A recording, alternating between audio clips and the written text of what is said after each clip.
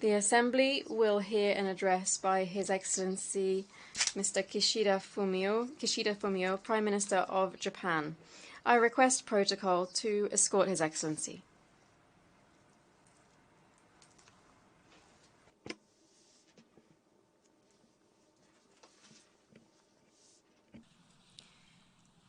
Tengo el placer de dar. I have a great pleasure in welcoming His Excellency Kishida Fumio, Prime Minister of Japan.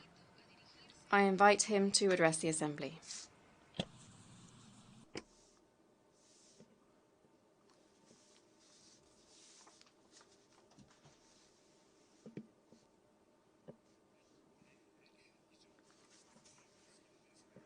Madam President, Excellencies, we stand at a historic watershed moment.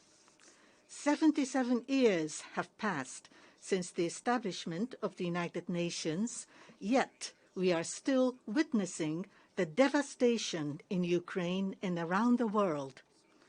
What would the founders of the United Nations, who were determined to not repeat the scourge of the world wars, think if they saw the challenges to the international order that we are facing?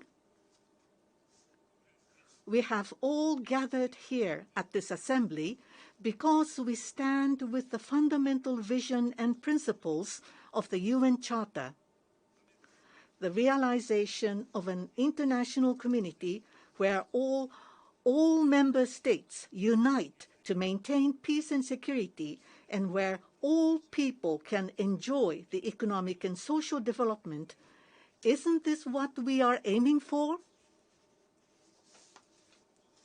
It is an imperative to maintain the international order where the rule of law is firmly established. The United Nations has been playing a central role in the development of such an international order. However, we see today its foundations being gravely shaken. Russia's aggression against Ukraine is an act that tramples on the vision and principles of the UN Charter. What is crucial is for any and all countries to be under the rule of law, not the rule by force, which we absolutely cannot allow. The United Nations does not exist solely for the benefit of the great powers. The United Nations exists for the entire international community, founded on the principle of the sovereign equality of all member states. It exists to fulfill the claims of not just the powerful and the loud states, but also of the voices that are often unheard, but are equally legitimate, especially at a time when the existing international order is being tested around the world. Now is the time to return to the vision and principles of the UN Charter and mobilize our strength and wisdom to ensure an international order based on the rule of law. To achieve this, we must reform the United Nations and strengthen its functions.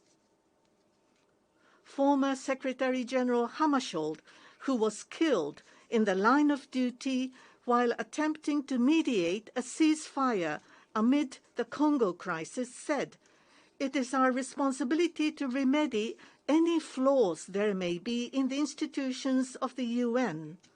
In order to realize a world that the UN Charter aspires to, we must tackle head-on the strengthening of the UN's functions." To demonstrate Japan's strong commitment to the United Nations as well as to multilateralism, I hereby declare Japan's determination to realize the vision of the United Nations. They are: first, the reform of the United Nations, including the Security Council, to return to the vision and principles of the UN Charter with the strengthening of the UN's own functions, including disarmament and non-proliferation. Second, the realization of a United Nations that promotes the rule of law in the international community. Third, the promotion of efforts based on the concept of human security in the new era. Madam President, we must face the fact that the credibility of the United Nations is at stake due to the aggression against Ukraine by Russia, a permanent member of the Security Council. We, the member states of the UN, must act to restore this organization's credibility. Frequently, debates about the dysfunctionality of the Security Council have been pointed out. We have debated about this issue for almost over 30 years. But what is truly needed now is not a discussion for the sake of discussion, but actions toward reform. Even amongst the permanent member states of the Security Council, there are some countries that have shown a willingness to embrace reform. But there can be no reform without negotiation. The various positions cannot be compromised or converge without any negotiation. The time has come to start text-based negotiations to reform the Security Council. The Summit of the Future in 2024 is an excellent opportunity to broadly review the nature of the UN. By all means, let us gather a wide range of wisdom, including from experts, and build momentum. Faced with the crisis of the international order caused by Russia's aggression, the General Assembly adopted a resolution condemning Russia in the strongest terms with an overwhelming majority. At that time, the UN was a beacon in the dark night, clearly indicating the direction in which the international community should go. The General Assembly proved to be the sole universal organ that represents all member states, pointing us in the direction of the international community's just cause. Japan is determined not only to reform the Security Council, but also to work earnestly to further revitalize the General Assembly and to push the UN so it can pursue an even greater role in the maintenance of peace and security. Japan will also continue to support the Secretary General as he oversees the activities of this organization. Threatening the use of nuclear weapons, as Russia has done, let alone the actual use of nuclear weapons, is a serious threat to the peace and security of the international community and is absolutely unacceptable. As a Prime Minister from Hiroshima, I am immensely dedicated to the realization of a world without nuclear weapons, driven by the sentiments from the Hibakusha.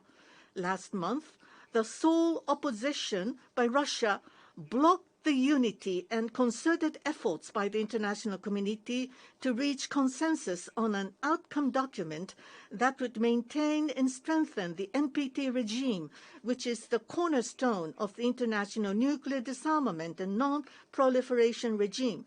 This caused me great dismay, just as it did for the overwhelming majority of the member states. I, however, refuse to relent because we are only one country away from adopting the draft final outcome document by consensus.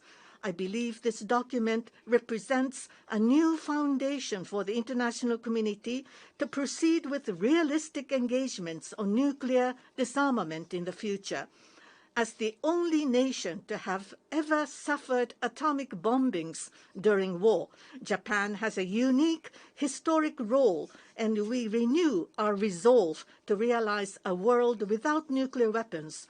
We will continue to make realistic efforts to achieve this goal. We must ensure that Nagasaki remains the last the last place to suffer an atomic bombing. This is the 20th year since the Japan-North Korea Pyongyang Declaration, which was signed by Prime Minister Koizumi and Chairman of the National Defense Commission Kim Jong-il.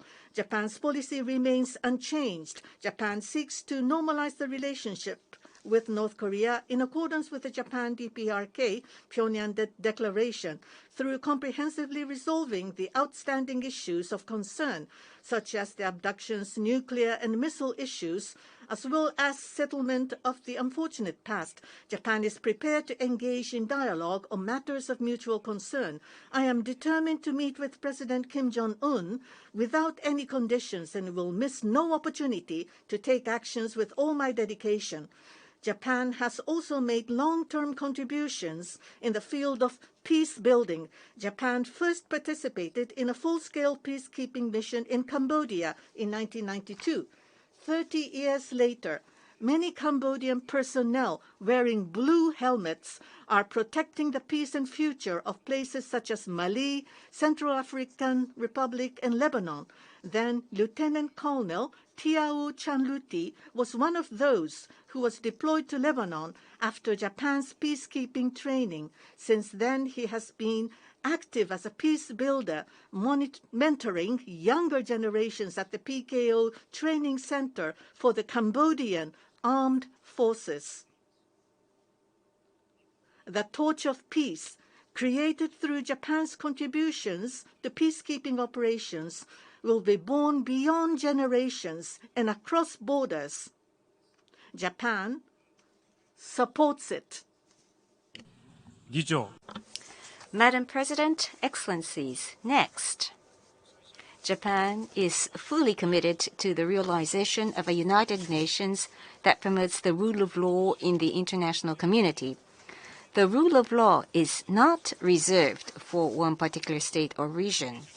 We need to remind ourselves that the rule of law is especially important for vulnerable nations. Strengthening the rule of law based on international law will, in the long run, benefit all states and lead to sustainable growth and sound development of the international community. Based on this belief, Japan has been playing an active role in various fields in cooperation with other countries, including efforts towards the realization of a free and open Indo-Pacific. In 1970, overcoming serious divisions among member states at the time and with persistent dialogue, the General Assembly adopted the Friendly Relations Declaration. This declaration, the fruit of our predecessors' wisdom, serves as a foundation from which the basic principles for the promotion of the rule of law are drawn. The following basic principles for the states emerge from this declaration. First, break away from rule by force and pursue rule of law through observing international law in good faith. Second, in this regard, do not allow any attempts to change the status quo of territories and areas by force or coercion. And third, to cooperate with one another against serious violations of the principles of the UN Charter. We are convinced that these basic principles serve as the basis to hold an increasingly divided international community together while ensuring respect for human rights and achieving sustainable development. From next January, Japan will serve as a non-permanent member of the Security Council by listening not only to the big voices but also being attentive to the small voices. We intend to take action to strengthen the rule of law in the international community.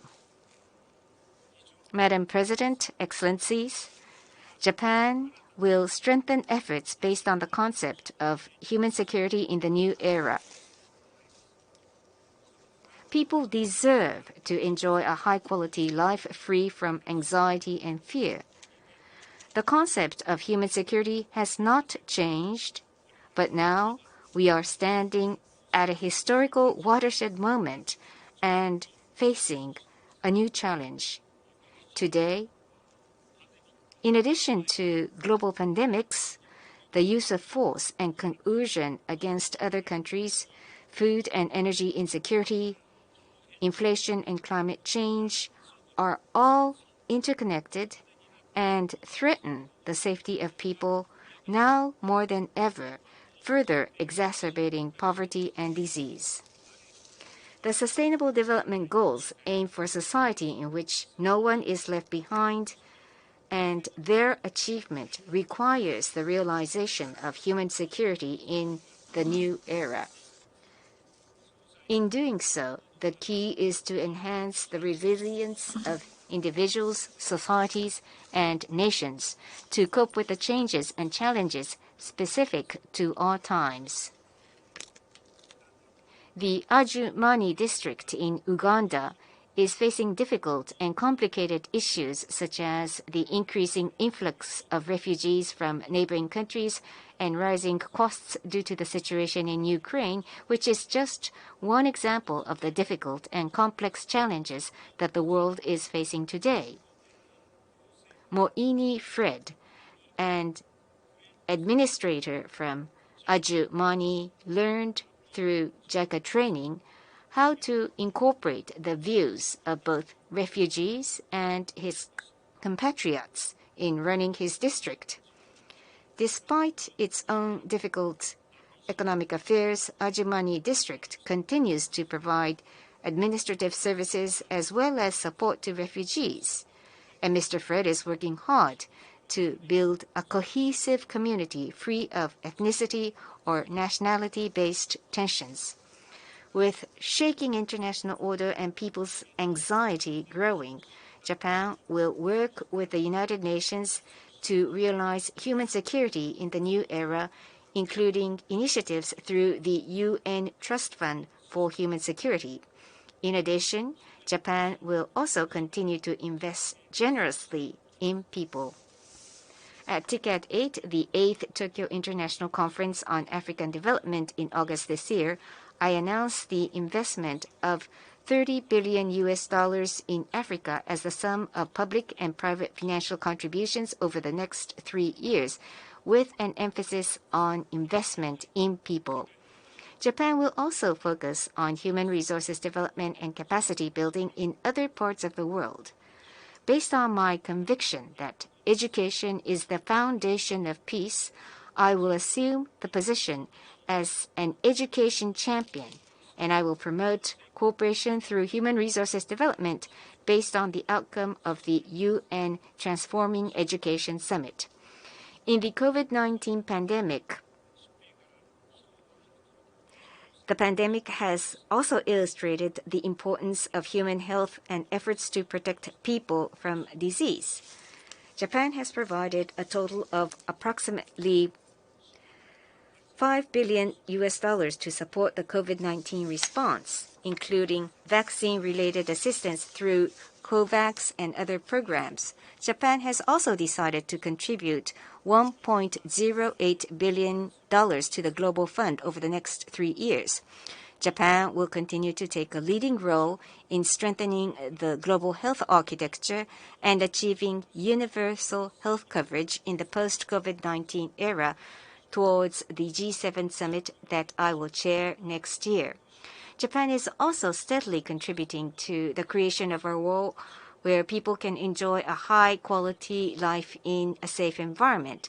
Our emergency assistance and support to strengthen the resilience of food systems to ensure food security, as well as our role in the development of international standards and norms in the field of information and telecommunications through the efforts at the International Telecommunication Union and other organizations, are just a few examples. In order to promote these efforts, Japan will also revise our Development Cooperation Charter, which articulates the basic policy of our development cooperation policies. I support Secretary General Guterres' leadership in presenting our common agenda as a response to the current and future challenges facing the international community. As history experiences this dramatic change, Japan will continue to support suffering people around the world under the concept of human security in the new era. Japan will work together with the UN and other member states towards the maintenance of peace and stability underpinned by an international order based on the rule of law. Madam President, Excellencies, it is precisely because we stand at a watershed moment in history that Japan continues to have strong expectations for the United Nations. Times change, but one thing remains the same: the vision and the principles of the UN. With this conviction, I am determined to work with everyone to strengthen the UN. Thank you very much for your kind attention.